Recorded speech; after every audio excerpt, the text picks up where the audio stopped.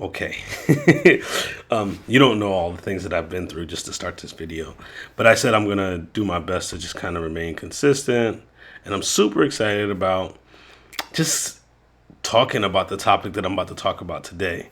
And the one thing that I've been just encouraging and talking to people about, and is really about succeeding in tech. And I've been talking about tech. I've been in tech for about 16 years. And yeah, whew, it hurts me to say those high numbers. It does. It hurts me to say those high numbers. So, but I've been doing it quite a while. And I've been I remember when I first got into it, I didn't necessarily know what I was doing. But as the years progressed, I started telling people, I'm like, yo, you guys need to get into tech. It's just get into tech and in tech. And people were just like, whatever. I'm just going to do whatever they're going to do. And, but now I see like so many people are in tech, so it's a bit saturated. And therefore it's difficult. It was difficult when I was getting in, but not crazy difficult, right? Not where you're spending months and months and months not landing something. So I'm gonna say number one, I'm gonna list out just several ways, in my opinion, that I think it's gonna be good to succeed in tech, right? And and number one way to succeed in tech is well, before we get into number one, all right, before we get into like the nitty gritty, let's just talk about what tech is, right? Because I think tech has gotten a bad rap in the last few years because of some of you guys out there, and everything now uses technology. Every single thing. There is no industry that you are in that does not use technology. That's tech. That is tech. Solving business problems utilizing technology, right? That's why people are, also developing, because they probably worked in an industry that's non-tech, and it's like, oh man, we're doing this thing manually, or there could be a better process to do this for, and or you work at a company and you're the only person who knows how to use the system. So that, believe it or not, that kind of gets you that you're in tech, Um, so even if you're that clerk at the county office and you just happen to know how to use the system better than everybody else, yeah, you deal with the clerk and you're dealing with citations and stuff like that, but you're in tech. You really are. People probably come to you for questions about tech, and people could ask you, hey, how do you do this? How did you figure this out? And you're like, listen, it's just practice over the years. I've been doing it so long. You're in tech. That's really what I want to let you know. You're in tech. So probably more people are in tech than they know, right? And if you're already in tech, it's about succeeding in tech. How do you succeed? How do you know that you're in tech? How do you own it?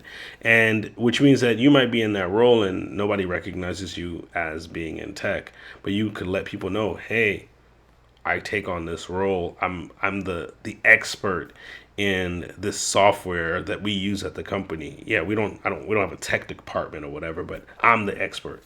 So therefore, if you have any questions, come to me. Don't be that person that's like, oh my gosh, they keep asking me all these questions. That's a good thing. Job security.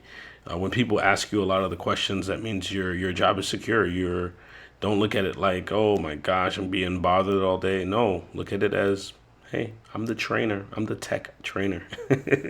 So that right there just kind of lets you know that more people are in tech than they know. But one thing that I'm realizing as I come across, and I've been just doing this so long. Oh my, I'm so skilled at this. Not technically. I mean, there's so many people.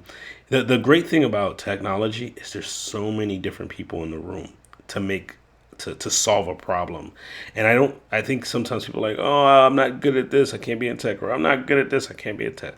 Well, believe it or not, you don't have to be good at all things. You just need to be good at kind of one thing, and someone else would be good in a different thing, and someone else would be good in a different thing, and then when you bring it together, you're great at solving a particular problem, right?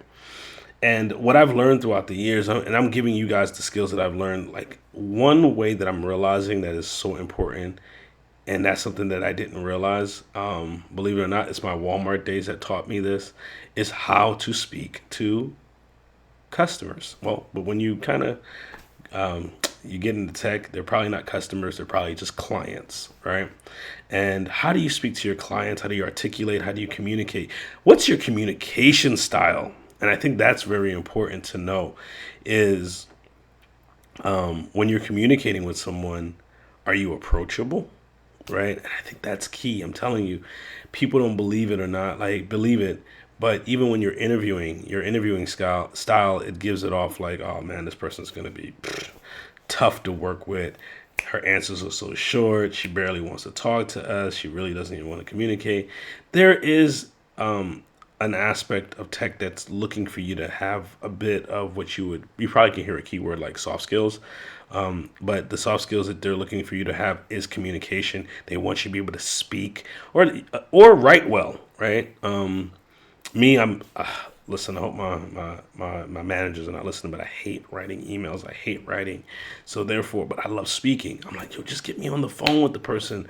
Why do I have to like write this whole email? Because I'm sitting here when I'm writing an email, I'm backspacing, I'm retyping, I'm rereading. It takes me literally 10 minutes, 20 minutes to write probably probably a paragraph, something that I could have just sent off in like 5 minutes because I'm just trying to reword it and trying to, write the correct thing. Whereas when I get a chance to speak, I'm just like, just give it to you. Right? And it's done. Like, hey, can we just have a quick chat? That's my go-to word. But the one thing that I've realized over time is being able to communicate, being able to speak, being able to dialogue is key. It is super important, not just in tech, but across a lot of different positions, especially when you're trying to get promotions. They want to, people want to know that you can communicate, that you can speak, and that you're willing to speak to them. You want to be able to articulate the problem and the solution and the process in which that we're going to take to get there.